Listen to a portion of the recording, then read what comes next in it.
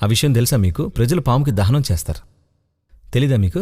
వాళ్ళు రూపాయి కాసు, పాలు, నెయ్యి వేసి మనుషులకు చేసినట్టే చేస్తారు. ఎందుకంటే మనుషులకు పాముతో ఒక స్థాయిలో ఎంతో దగ్గర సంబంధం ఉంది. ఇదే మోడర్న్ సైన్స్ ప్రకారం చెప్పాలంటే మీ మెదడులో పాముకి సంబంధించిన మెదడు ఉంటుంది అని చెప్పాను కదా. ఇక యోగ శాస్త్రపరంగా చెప్పాలంటే ఒక ప్రాణి పరిణామ క్రమంలో పాము ఎంతో ముఖ్యమైన అడుగు.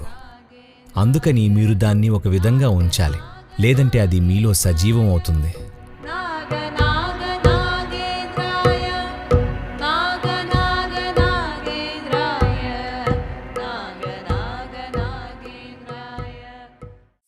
ఈ ప్రాణి ఎలాంటిదంటే దాని ప్రాణశక్తి వ్యక్తిగతమైనది కాదు, దాని జాతికి అది విశ్వజనీనమైనది.